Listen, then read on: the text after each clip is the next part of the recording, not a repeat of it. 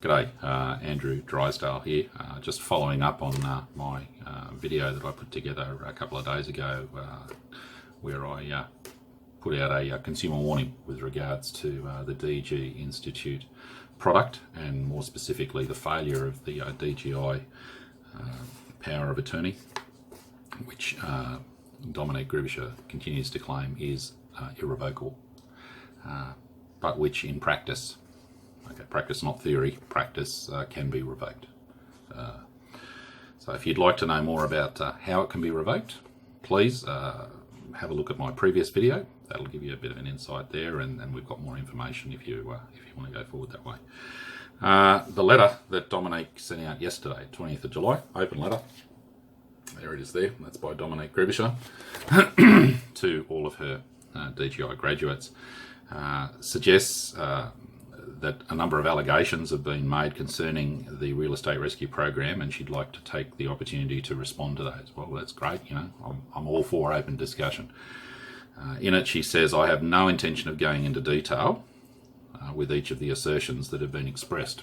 That's convenient. Look, I'm out there in the open. Please come out. You know, if you want to talk about it in the open, in front of the public that you're selling this to, please come out. She does go on to say she wants to set the record straight on some of the false information presented. Well, you know, Dominique is a barrister, so if there was any false information, I would have been sued for slander, for defamation, and I'd have an injunction slapped on me so fast I wouldn't be able to make this video. So to simply put an open letter out to your graduates and try and convince them that what's been said in the blowing of the whistle is false, when you're a barrister and you have the vehicle to stop that happening, why aren't you doing it? Well, there's a simple answer: because you can't, because telling the truth isn't against the law. So let's talk about what Dominique did in her response, where she's asserted that she offered us help immediately when her DGI takeover product, and more specifically the POA, failed. I tend to rely on evidence rather than fairy floss and fairy tales. The evidence speaks for itself, so please have a look at the evidence. You're a consumer, make your own mind up. I can tell you what the evidence says. That Dominique saw us as a threat. She wanted to silence us, plain and simple. She ignored our legal instructions after the vendor broke into the property, charged off on her own, created an enemy of the Land Titles Office by going against our explicit instructions not to. She further went on to act without instructions by getting her mother, Maria Fitzsimmons, who's a lawyer that she employs, to go off and represent Dominique's firm to set their own agenda on how this should be handled. And I don't know about you, but I've never succeeded in walking into a government office and telling them all that they're idiots and that they're wrong. It just doesn't work. But that's what they did. When we complained, we were told in writing that we weren't lawyers, so we didn't really have a clue what we were on about, and we didn't have any right to be telling them what to do. Now, does that sound helpful? Because that's what is being claimed as we offered immediate help. When we objected to being treated like morons in writing, Dominique then used Sydney firm Emil Ford and their representative Warwick Van Eed to make an offer to shut us up. Now, the first 6 points out of a 7-point offer were how to shut us up. The 7th was the payoff. I've said in my earlier video that it was really nothing more than a box-ticking exercise to cover her butt for a PI claim that may come down the track. Because the offer was withdrawn, and she admitted in a meeting after the 27th of February when the Queensland State Minister, Dr. Anthony Lynham, rejected her POA at law, that she didn't have the money to do it anyway. So if you're a consumer that values facts over fairy tales, then please have a look at the evidence for yourself. It wasn't until we confronted her after the 27th in her office in Sydney that Dominique informed us that the only way we could get our money back was to do one or two things. We could either sue her, in which case we've already covered off on that. We'd never see our money again. She's a barrister. She'd tie us up in legal rhetoric forever. Or we would agree to let her sue the state of Queensland and the vendor. Now, we were to be used as the plaintiffs. Not much of a choice for us when you consider it. Bloody hell. There we are. That's what's on the table, guys. I'm not going to compensate you. I'm not going to refund you for the failure of the product. And you can either sue me or let me drive the ship. Okay, so that's it. That's what you've got. So the whole exercise became Dominique's argument with the state of Queensland over the validity of her power of attorney. Now, we've never even seen the court documents. Now, if we were in control of our own court case, don't you think it'd be reasonable that we'd have some say? Well, we don't. We never have. And we don't even have a copy of the court documents. We've had no control over the proceedings. Dominique's controlled every single thing, every step of the way. She changed lawyers so many times, I lost count, dozen or more that she changed until she found someone that would see things her way and move the case in the direction that she wanted it to move. Her documents went so far when she got us to sign a power of attorney that allowed her to control everything, that she would also have control over all decisions and all outcomes. So basically, her court case. Prima facie, she's doing all the work to protect her ass, and we're left hanging in the breeze with no control. So if you think that's help, sign yourself up, because that's what you're getting if it all goes pear-shaped with your takeover. Now, Dominique also refused to be named as a plaintiff for fear that that level of exposure would require her to disclose the failure of her product in practice to all DGI graduates. So I ask you, does this sound like at all we've had any control? Well, if it does, that'd be very strange. But I can tell you that we've had no control. And again, all the evidence is there if you want to have a look.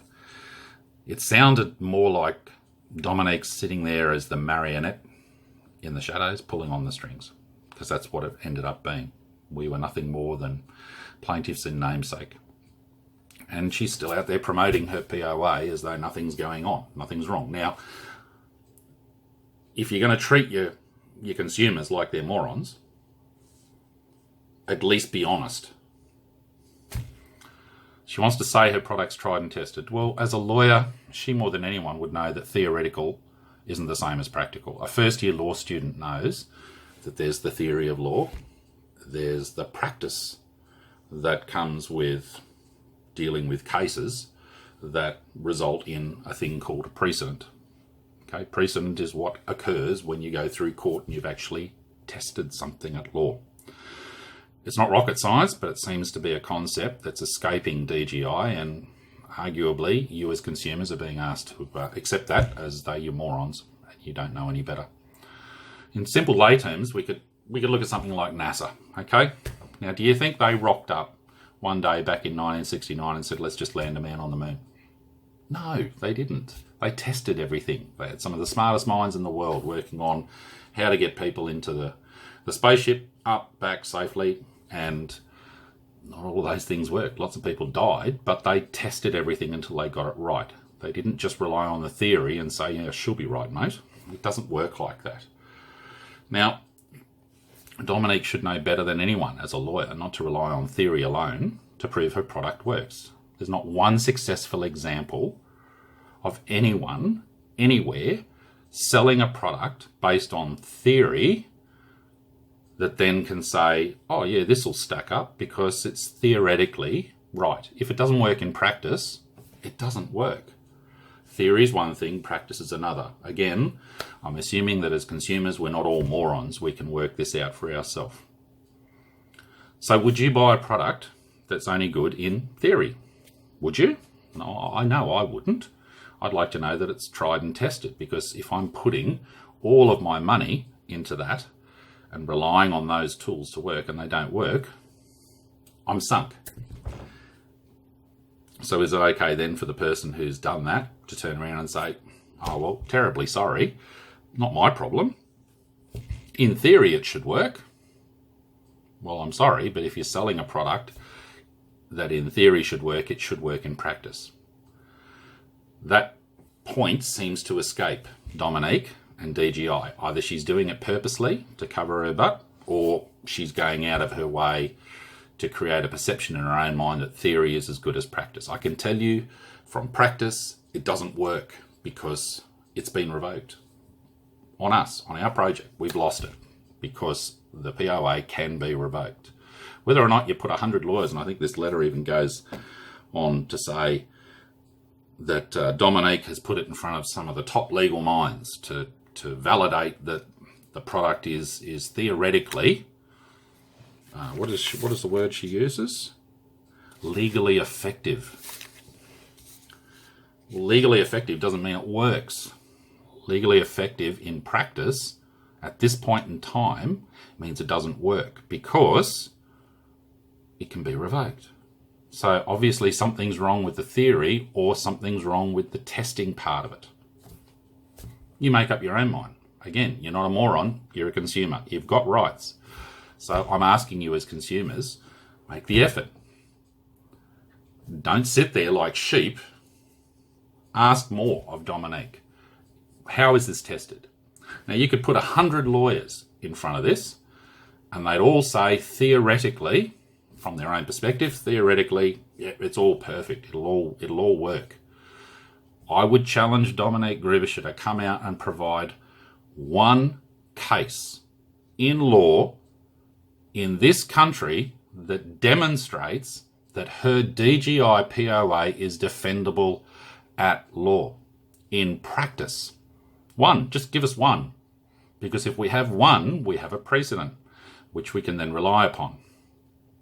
Well, I'm sitting here today telling you this because there is not one practical application of the POA sold by DGI Institute being safe, reliable, and something more than legally effective at law. There's nothing. And if there was, as I said, I would have been shut up a long time ago.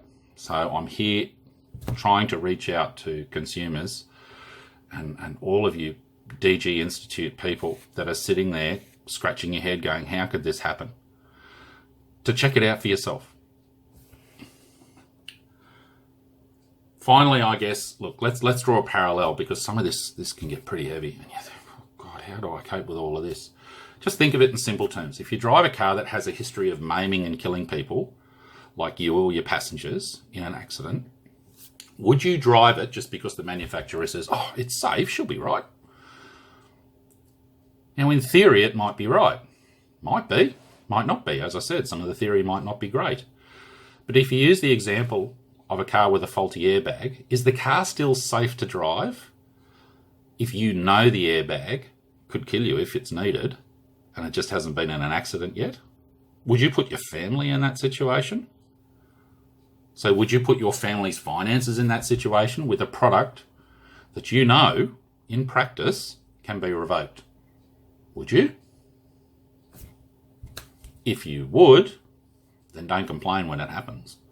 My job here is to simply get the information out there. Okay, Dominique's obviously going out of her way to make sure, and this is just ongoing. Okay, for me, I've seen this so many times now where we've been threatened. She's told us if we do anything to get this message out, that she would basically park us to one side and let us rot.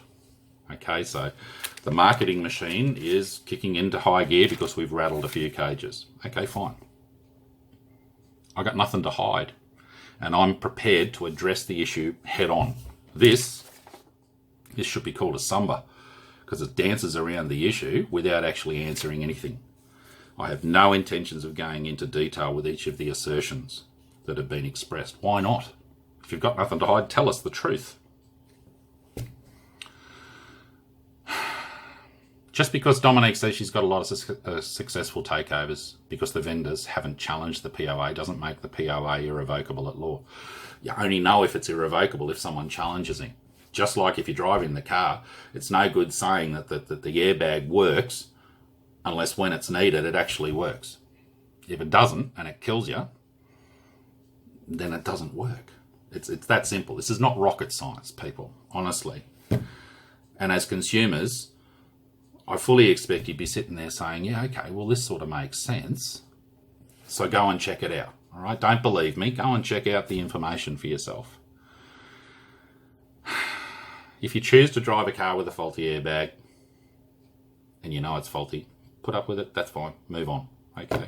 If you don't want to go through that situation and end up with the consequences of doing that, then do something. Okay. The ACCC would have the car manufacturer that sells a car with a faulty airbag roasted over coals, and they wouldn't let it happen. In fact, as I've said previously, Toyota and Nissan, they didn't need to be roasted because they were good corporate citizens and they recalled and they did what they needed to do.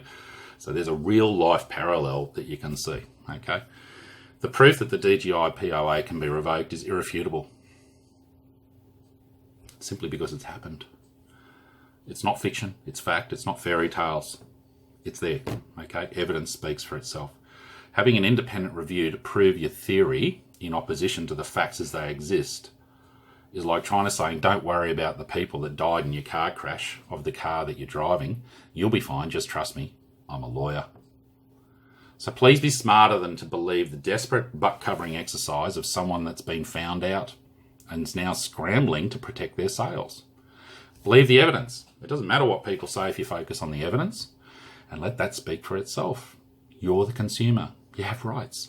Dominique is abusing those and making money at your expense in the hope that nothing will go wrong. If nothing goes wrong, she'll never get found out. But guess what? It did go wrong, and now she just wants to move us to one side because we're an inconvenience.